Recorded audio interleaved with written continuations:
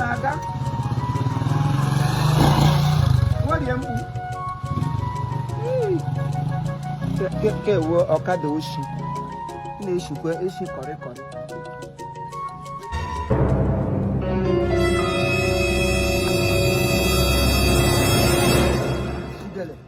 Hello, team. I do come out. Hotel, I hope you go. Aye. How you go? When you give me a second of wound. Oh, Sir? oh, why aren't you now? Hey. Alumni and we are Queraluna board. And English as the best of the same feathers. They flop together. Yes. Ahunamia. Diggy. Hey. No. Oh, I don't know what I can get from the back. But they are rush. Rush, I can't help it. Oh, did they say you can? Hey. Guess psychiatry marriage. Nkatane wa agakola.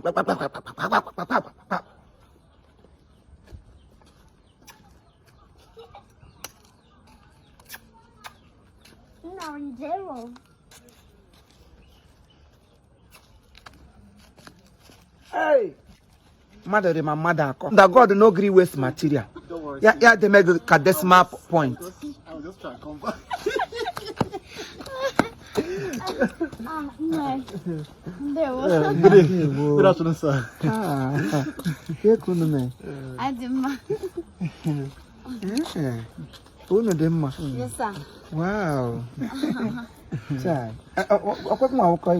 Yes, sir. Oh, ma Veronica. Yes, sir. Maga kanere kwa kuko. Ah. I can't want to cook Christmas, sir. Yeah. Okay. Oh, Pastor Church. God bless you, sir. Men of God. God bless you, sir. Oh, bless you, Pikin. Hey.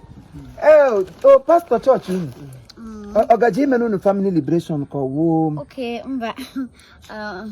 Ima Muniana Lolo Church of Fuma.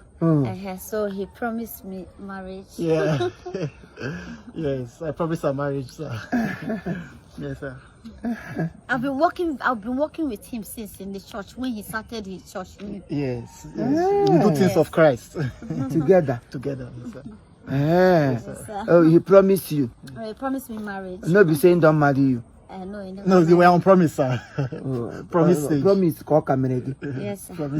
Get tangle on here. Promise and get rapper. Just a promise. No, you never hear from the Bible that it is only God that can promise and they will not fail. But man can promise, they can fail. Not all the men, but some people can promise and fail. More especially young people like this. No, I don't fail, sir. I'm not saying you should fail, okay. But one thing leads to another. Because I know a young boy like you can never fall in love with somebody, this lady here, without having something in mind. No. I really love her. Love, we are not talking about love. Everybody loves everybody. After all, I love her. But what I'm saying is that there is more to it than meet the eyes. I wouldn't want tomorrow now she will come out on social media. No take say you use them after you build your church, finish you along the line, get happy, I got loan also. That is what I will not hear. Baby, I can't do that. No, sure? I can't do that. If you break my heart, I'm not going to leave you free like that. No, I can't do that. You go buy house, so I can't if you break your heart, make you buy house, so I know you go buy me house, so make your lawyer write everything. Keep yeah, we do everything. I can't marriage break now. Lawyer na desita ihe ga compensate. I can't break your heart. Give rapper n'aka. Pastor fall in love. He's just a human being. We are going to service. Okay, service where? Yes, service. You see, can service here. Can service where? You can why you're not service here. Or you service chaya for how long gone on a church? Again, along run, get happier. Even though I know nobody would want to settle with somebody who has nothing upstairs. Marriage is for matured mind. And you don't marry because marriage is not a compensational disquality. You don't compensate. Marriage is not compensation. Marriage is between what can you offer. There must be something you have. You are offering the man is offering you. Both of you will become an offering boss. That is when marriage will work. If you are expecting something less, that means you are going to miss it. That's how I say my own. Tomorrow I say, this boy you too talk, this man you too talk. Truth is bitter. Let us tell ourselves the truth.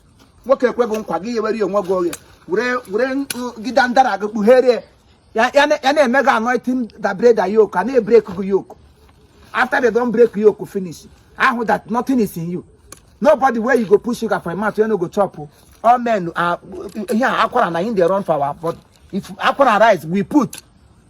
So now you will be woman supposed to be very, very chicoted. Any woman that is so loose, you always end up crying on social media. Social media is not the end of it. You heard me, right? Yes, sir. Took my advice and then don't be too loose. Yes, sir. The only promise he made, he has never proposed. He has not married you. This marriage must not hurt. That is how I hear them. And my name. Oh, turn up. When I'm bitter name, I love you. When it will happen now, oh, she's not a wife material. She painted her hair. Devil used her to pull down your ministry. But I'm going to pull down her own God-created ministry. You are not aware. When I know I had the Yankee wire, Gabali got on a wall. Give one briefcase. Echina gave put on a social media. My before no got a them. Email good evening. Iga is a kata photo this year. Not ready for I want to nation cook a mama won't you, but man marry you. Young girls are supposed to have something upstairs. If you are a public figure or you are supposed to be a role model to so many younger ones, and not a disintegrated intercontinental disputer discharge. Get put on a social space. Make a fool of yourself. Your colleagues, everybody will be laughing at you. Your fellow men of God. Even though all of us are men of God, there are no men of God. Everybody that God creates is man of God. But when you see somebody that only are your Christ and Savior, when they disappoint you, only pain so much. Nobody should do it. Madam, I hold him kelem. Ote ko na gaga Christmas nga ba ga na ga to ga jole tie le ga yi gra jiguri. Atu ko ma like okay here hand. Nna. Hello Tibianga. Isole. Nwam. Kunu you wear black. Kunu out down rubber. Put your hand pure. Oh. Pure your hand though. Go back na ham. Aga hanam phone.